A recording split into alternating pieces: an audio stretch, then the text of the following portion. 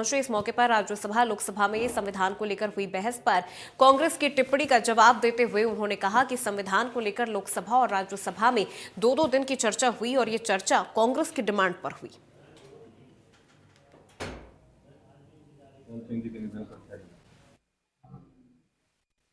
देखिए, डॉक्टर मनमोहन सिंह जी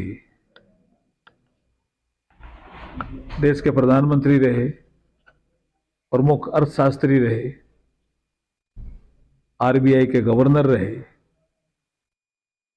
और जो प्रमुख आर्थिक बदलाव हुए उस समय उन्होंने देश का नेतृत्व किया।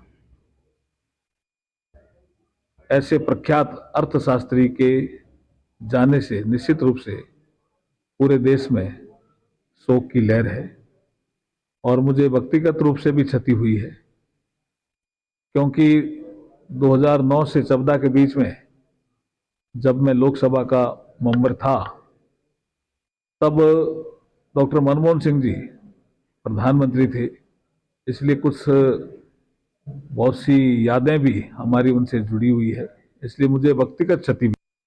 और ऑल पार्टी मीटिंग में ये एक मुद्दा लेके आए थे, फिर 2-3 दिन तक उन्होंने हाउस को चलने नहीं दिया। फिर जब बीएससी की मीटिंग हुई और उन्होंने कहा अगर आप संविधान पे चर्चा करा लेते हैं तो हम संसद के सत्र को चलने देंगे। संविधान की चर्चा को हमने माना और लोकसभा में स्पीकर साहब ने और राज्यसभा में चेयरमैन राज्यसभा ने 13-14 दिसंबर तो लोकसभा में और 16-17 दिसंबर राज्यसभा में चर्चा तय की। चर्चा जब हो रही थी तो उसमें कांग्रेस की पोल खुल रही थी। बीजेपी के लोग बोल रहे थे ऐसा नहीं है, बीजेपी के लोग बोल रहे ऐसा नहीं है, तो दूसरे दलों के जो लोग बोल रहे थे वो भी ये कह रहे थे, ये भाव आ रहे थे कि सबसे ज्यादा अपमान बाबा साहब का कांग्रेस ने किया, उनके जीते जी भी और जब परिनिर्वाण हो गया था उसके बाद भी।